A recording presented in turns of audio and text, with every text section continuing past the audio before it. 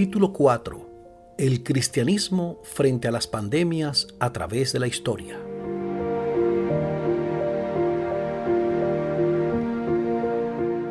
No había ningún necesitado en la comunidad. Hechos 4:34.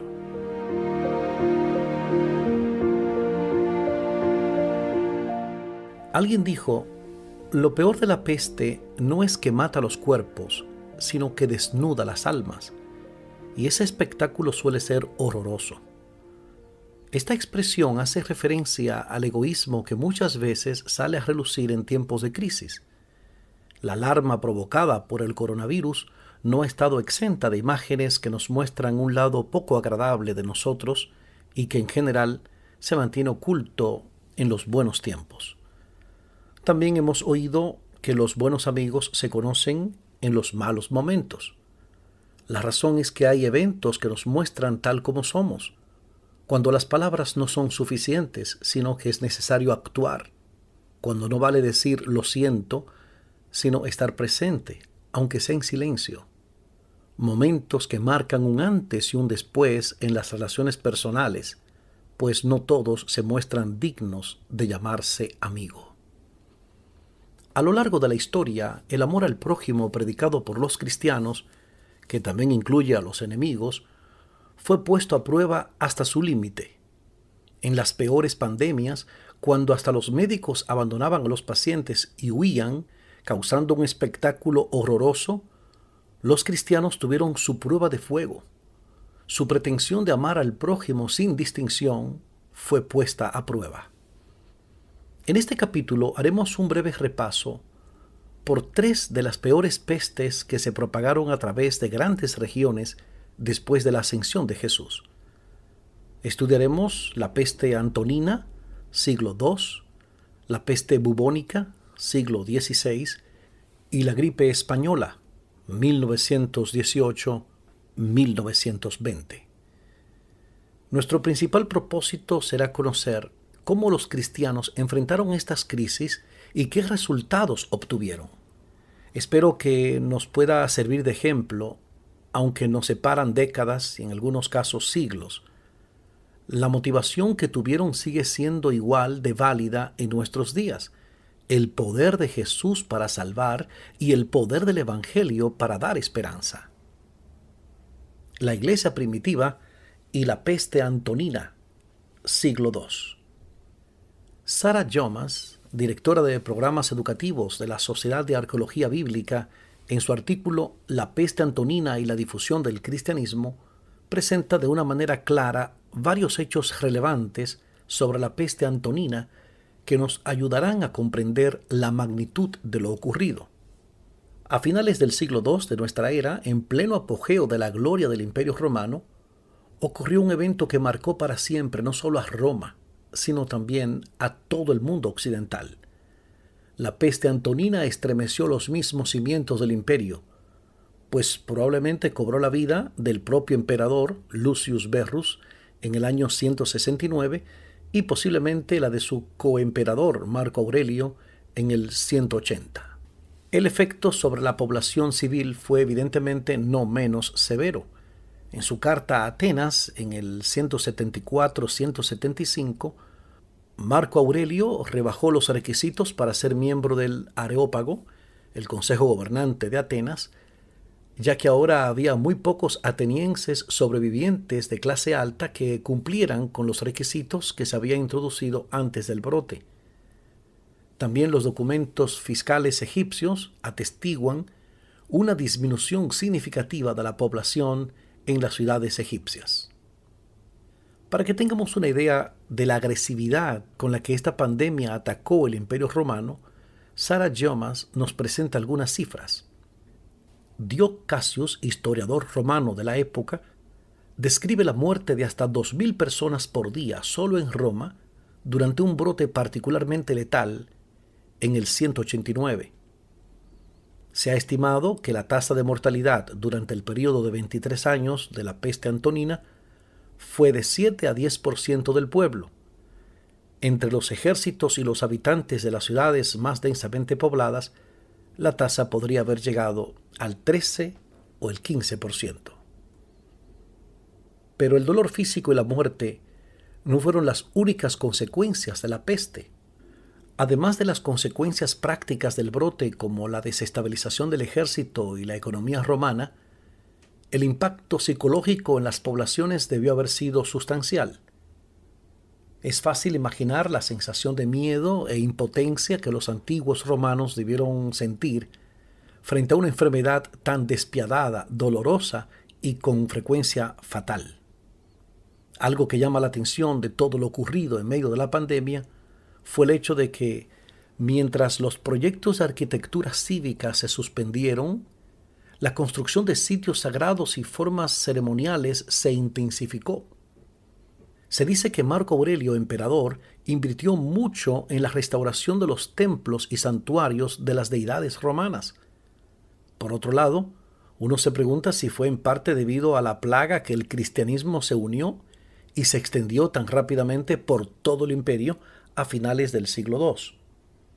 Como dato histórico, nos gustaría agregar que aquel famoso médico Galeno, del 130 al 210 después de Cristo, cuyo nombre sirve en muchos países para denominar a los profesionales de la salud, tuvo su prueba de fuego justo en esta pandemia, hasta el punto de que algunos la llaman la peste de Galeno. ¿Expansión del cristianismo en medio de la plaga? ¿Cómo puede ser esto? Sí, por su esperanza y vocación de servicio, el cristianismo puede ofrecer a la gente el cuidado y las respuestas que necesitan en los momentos de gran agitación y perplejidad. Respuesta de los paganos frente a la pandemia. Antes de que conozcamos qué hicieron los cristianos, será bueno saber cuál fue la respuesta de los paganos frente a la epidemia. Rodney Stark, citado por John Piper, indica que en los años 165 y 251 después de Cristo cayeron dos grandes plagas sobre el Imperio Romano. En esa época, la misericordia y el sacrificio no tenían un fundamento cultural ni religioso fuera de la iglesia cristiana. Se creía que a los dioses no les interesaban los asuntos humanos. La misericordia era vista como un defecto de carácter y la compasión como una emoción patológica. Debido a que la misericordia implica dar una ayuda inmerecida, decían que era contraria a la justicia. Lo más impresionante es que por esto, mientras que un tercio del imperio moría a causa de la plaga, los médicos huían a sus casas de campo. Los que tenían síntomas eran expulsados de las casas. Los sacerdotes paganos abandonaban los templos, aunque te parezca increíble. El sentido de autoconservación de Galeno evidentemente superó su curiosidad científica y se retiró a su ciudad natal, Pérgamo. Su retiro no duró mucho. Con la epidemia todavía furiosa, los emperadores lo llamaron a Roma en el 168. Respuesta cristiana a la peste. En este contexto social, llegó el momento de que la sufrida iglesia cristiana actuara. Los cristianos afirmaron tener respuestas y sobre todo realizaron acciones apropiadas. Los cristianos llevaron el mensaje del Evangelio que asegura una vida eterna al regreso de Cristo. Un mensaje precioso en una temporada de desamparo médico y total desesperanza. En cuanto a las acciones, hubo grandes cantidades de cristianos que cuidaban a los enfermos y moribundos. Con el tiempo, este cuidado contracultural, no común en la cultura romana hacia los enfermos y los pobres, realizado por la gracia y el poder de Cristo, atrajo a muchas personas que estaban perdidas en el paganismo que les rodeaba. 2 siglos después, cuando el emperador romano Juliano, 332 al 363 después de Cristo, quiso revivir la religión romana antigua, vio el cristianismo como una amenaza creciente. En su carta 84, dirigida a Arsacio, sumo sacerdote pagano de Galacia, Juliano reconoce el gran trabajo realizado por la Iglesia cristiana en favor no solo de los cristianos, sino también de los paganos. El ateísmo, es decir, la fe cristiana por no creer en los dioses paganos, ha avanzado especialmente a través del servicio amoroso a los desconocidos y de su preocupación por enterrar a los muertos. Es un escándalo que no haya un solo judío que sea mendigo y que esos Galileos impíos, es decir, los cristianos, no solo cuiden de sus propios pobres, sino también de los nuestros, mientras que los que nos pertenecen buscan en vano la ayuda que deberíamos darles. Como resultado del esfuerzo de los cristianos, el sociólogo y demógrafo religioso Rodney Stark afirma que la tasa de mortalidad en las ciudades donde había comunidades cristianas pudo haber sido la mitad en comparación con las otras ciudades. Reforma protestante y la peste bubónica, siglo XVI.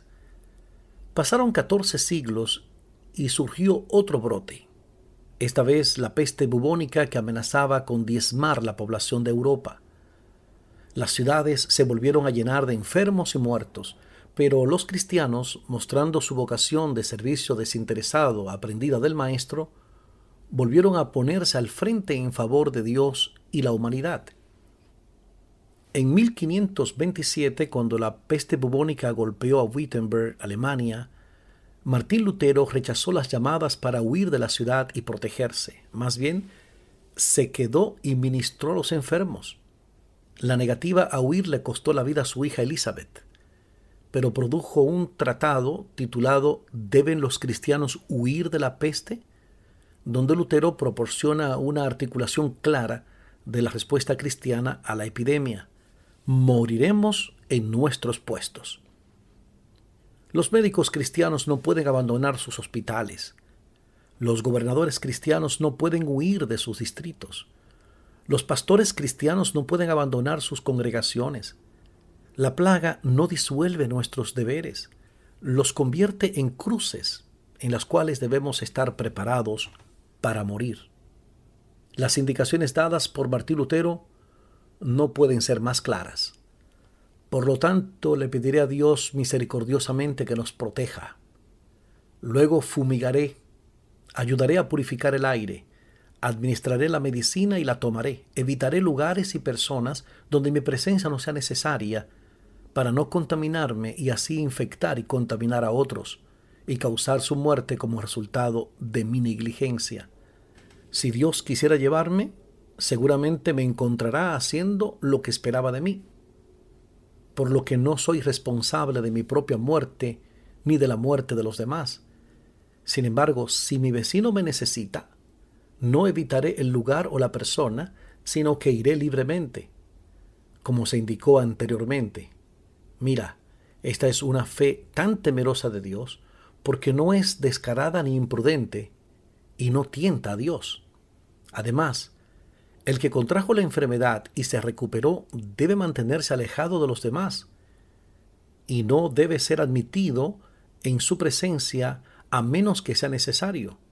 Aunque uno debería ayudarlo en su momento de necesidad, como se señaló anteriormente, él, a su vez, debería, después de su recuperación, actuar de manera tal que nadie se ponga en peligro innecesariamente por su cuenta y así causar la muerte de otros.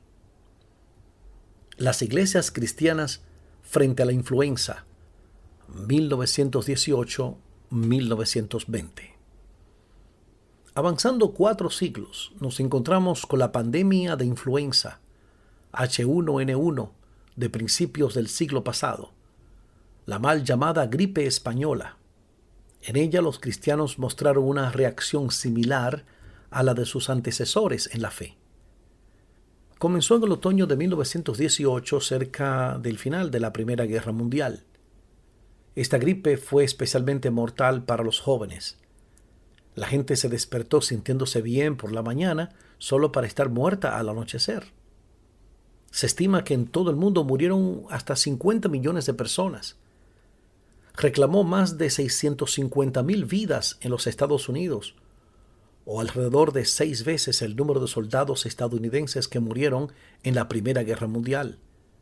Pocos cementerios antiguos en Georgia no tienen lápidas con fechas del otoño y el invierno de 1918-1919. Además, después de que disminuyó, hubo un persistente temor de que volvería el siguiente otoño y acabaría con toda la raza humana. Pocas familias en Estados Unidos no sufrieron la muerte de un miembro de la familia, y ciertamente todos conocían a alguien que murió a causa de la gripe. A continuación, nos gustaría presentar cómo algunas comunidades cristianas se enfrentaron a esta crisis y cuál fue el resultado obtenido por su esfuerzo. La Iglesia Pentecostal. La influenza de 1918, H1N1, representó una gran prueba para el recién nacido movimiento pentecostal. Apenas se contaban 8 años desde que el gran despertar espiritual de la calle Azusa, California, dirigido por el pastor William C. Seymour, marcara el inicio del pentecostalismo. Aquel gran reavivamiento aún se dejaba sentir en varias ciudades del país, pero a causa de la pandemia, la recién nacida iglesia enfrentó una de las pruebas más difíciles de su historia. A partir de 1918, los relatos de la influenza española llenaron las páginas de El Cristiano Evangélico, un documento oficial de las Asambleas de Dios, más tarde conocido como Evangélico Pentecostal, en Springfield, Missouri, Estados Unidos, donde las Asambleas de Dios se habían mudado recientemente. Se produjo un gran brote. Las iglesias y los ministros cumplieron con los mandatos del Departamento de Salud del Estado de cerrar sus reuniones y poner en cuarentena a los enfermos. En varias ocasiones, los ministros cancelaron las reuniones de avivamiento porque la influenza se estaba extendiendo por toda la ciudad. Algunos vieron la epidemia como resistencia a la gran obra que Dios estaba haciendo. Sin embargo, estos creyentes también fueron a las casas de aquellos que estaban enfermos para orar y vieron muchas respuestas a la oración. No tenían miedo de orar por los enfermos. Algunas de las zonas más afectadas por la pandemia, fuera de Estados Unidos, lo fue particularmente la India. Lamentablemente, muchos misioneros también murieron a causa de la pandemia. Una en particular, Nellie Andrews Norton, murió a causa de su ministerio con personas infectadas con el virus H1N1. El homenaje a Norton, publicado en El Cristiano Evangélico, dice: cuando la gripe llegó a nuestro medio el mes pasado, no se echó a un lado, sino que trabajó día y noche cuidando a los enfermos hasta que ella misma contrajo la enfermedad. Los primeros pentecostales sufrieron la peor pandemia de gripe hasta ese momento de la historia. Aunque creían en la curación, no afirmaban que su fe en Dios los protegería de la enfermedad. Muchos contrajeron la gripe, algunos murieron. Sin embargo, ellos continuaron proclamando que Dios era un sanador, y muchos fueron preservados a través de la gripe o curados de ella. En cualquier caso, testificaron que su fe en Dios y la oración los ayudaron a superar la crisis. La Iglesia Bautista. La Iglesia Bautista es otra de las comunidades cristianas que se destacaron por su ardua labor enfrentando la pandemia y que llegó a ser de gran bendición para la comunidad en los Estados Unidos. Cuando la gripe española se extendió por Carolina del Sur, se reportaron 50,000 casos. La gripe comenzó con un pequeño número de casos en la primavera de 1918, disminuyó durante el verano, pero regresó en otoño con venganza, a menudo causando la muerte solo unos días después de los primeros síntomas. Los informes más desgarradores vinieron del superintendente del Hospital Bautista Louis Bristow, establecido en 1914. El hospital era pequeño, pero ya había demostrado ser un ministerio importante en la capital del estado. Bristow escribió a El Mensajero el 7 de noviembre de 1918. Estas semanas de octubre han sido las más ocupadas de mi vida. Tal vez la situación en el Hospital Bautista haya sido sin paralelo en su historia. Bristow proporcionó un relato de un testigo ocular de la devastación que causó la epidemia. He estado de guardia continuamente 16, 18, incluso 20 horas por día, mientras la muerte estaba en una fiesta horrible, destruyendo las preciosas vidas de hombres y mujeres. En muchos casos, todo lo que podía hacer era consolar a las familias a medida que morían sus seres queridos. Incluso eso lo abrumaba porque la muerte era demasiado ágil y saltaba de una habitación a otra y de un edificio a otro y capturaba a sus víctimas casi antes de que nos diéramos cuenta. En su informe posterior a la convención, Bristow no pudo evitar expresar su orgullo por el trabajo del personal del hospital durante la crisis. Se siente un orgullo sano por el servicio prestado en la crisis. Una temporada de enfermedad que en cantidad de muertes no tiene paralelo en el conocimiento de esta generación. Dio un testimonio del favor de Dios. Aunque muchas de las enfermeras contrajeron la enfermedad, ninguna murió. El legado de los hermanos bautistas podría resumirse en tres grandes aspectos. Primero, creían que cuidar a los enfermos era el deber de todo creyente. El doctor Bristow, superintendente del hospital, argumentó que la declaración de Jesús, estaba enfermo y me visitaste, es una expresión llena de sugerencias. En segundo lugar, una de las formas en que cuidaban a los enfermos era cumplir con los requisitos del gobierno de no reunirse. El cumplimiento de las recomendaciones del Departamento de Salud ayudó a acabar con el mal lo más rápido posible. Tercero, los bautistas de Carolina del Sur no dejaron de hacer ministerio, a pesar de que no podían reunirse físicamente. A través del cuidado pastoral, la donación en la iglesia, el cuidado de los enfermos y la recaudación de la mayor cantidad de donaciones cooperativas en su historia, los bautistas de Carolina del Sur estuvieron a la altura del desafío. La Iglesia Adventista del Séptimo Día. El profesor de religión de la Universidad Adventista Southwestern, Michael Campbell, en su artículo Los Adventistas y la pandemia de influenza de 1918, narra cómo dicha comunidad cristiana enfrentó la pandemia. Algunos adventistas se contaron entre las víctimas mortales. Las minutas de las juntas de iglesia indican este hecho.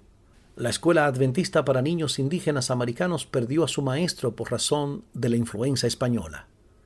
Campbell hace notar que el 11 de octubre de 1919, la Asociación General aprobó una resolución titulada Organizando a las iglesias para la labor de emergencia. En ella se recomendaba que en tiempos de epidemia o de otras serias emergencias de salud, las asociaciones deben hacer todo lo que sea posible para reanimar a nuestras iglesias y prepararlas para atender las necesidades de nuestra propia gente y prestar ayuda a otros, apelando a nuestros médicos y enfermeros que están disponibles a que instruyan y dirijan tal labor, dado que la emergencia requiere que se preste atención pronta e indivisa según la situación lo demanda. Por su lado, el secretario de la obra médico-misionera de la Asociación General, el Dr. W. A. Rubel, instó a los adventistas a ver aquello como una oportunidad para llevar el Evangelio al mundo. Un trabajo exitoso. Un testimonio digno de recordar fue publicado el 9 de enero de 1919 en la revista The Review and Sabbath Herald, que cito a continuación. El Seminario Adventista del Séptimo Día de Hutchinson, con 120 de sus 180 estudiantes y maestros alojados bajo un mismo techo, fue invadido por la enfermedad hace 3 semanas. Los síntomas de la enfermedad se desarrollaron en aproximadamente 90 de estas personas, y bajo la dirección del Dr. H. E. Larson, un médico graduado y miembro de la facultad, todas las personas que mostraban indicios de enfermedad fueron puestos en reposo de inmediato, con una enfermera quien tomaba la temperatura y observaba el desarrollo de los síntomas de la epidemia. Si esos síntomas se desarrollaban, se le requeriría al paciente permanecer en la cama. No se administraron medicamentos, sino descanso absoluto. Además, se siguió una dieta cuidadosamente regulada y se aplicaron fomentos en la garganta, el pecho y el abdomen. Este tratamiento en casi todos los casos redujo la fiebre de los pacientes y en un día más o menos estaban visiblemente bien. El siguiente peligro era la recaída. Para protegerse contra esto se requería que cada paciente permaneciera en reposo durante 2 o 5 días después de la recuperación completa, según el estado de su gripe.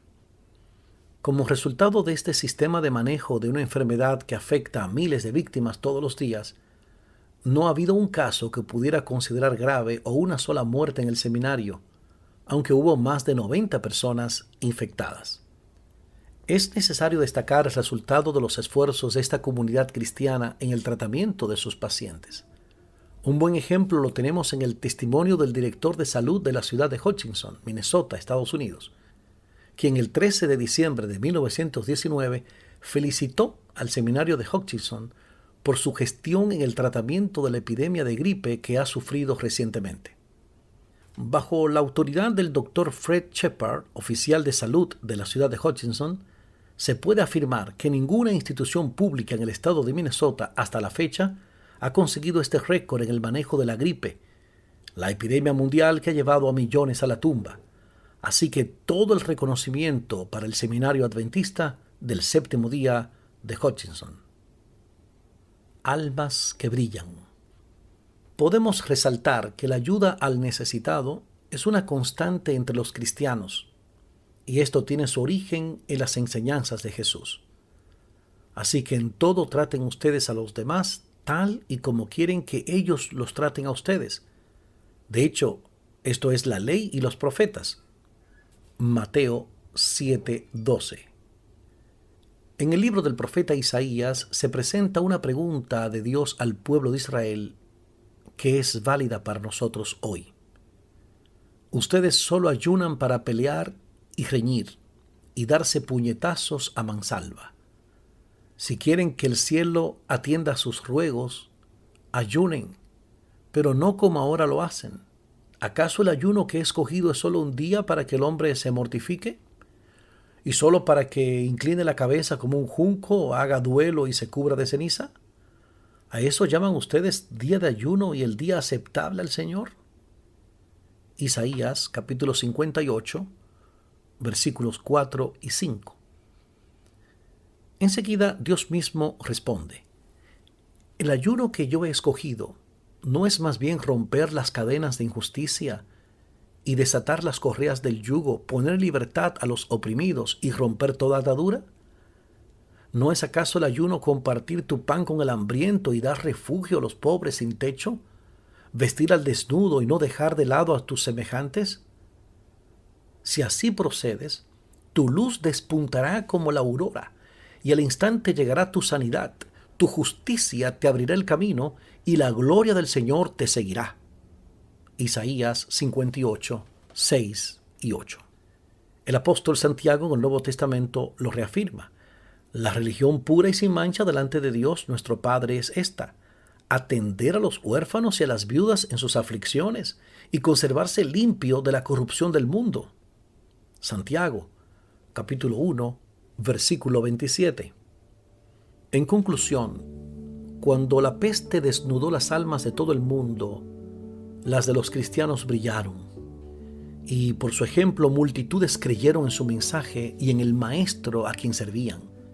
Fue precisamente a esto lo que Jesús se refería cuando dijo: este evangelio del reino se predicará a todo el mundo como testimonio a todas las naciones, y entonces vendrá el fin. Mateo 24:14. Creciendo en los tiempos difíciles.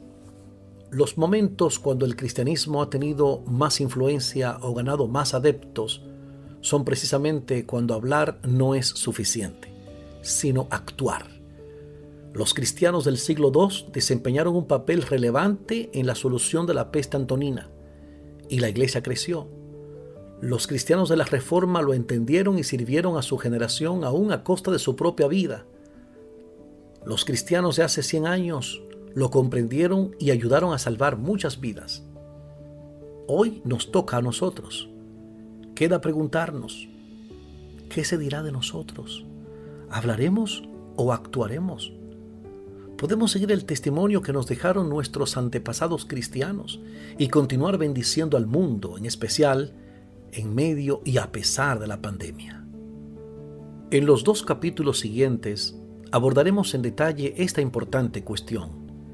Veremos qué podemos hacer los cristianos, tanto como iglesia organizada como de manera individual, para bendecir al mundo en medio del coronavirus y honrar así el legado de los que nos precedieron en el camino de la fe.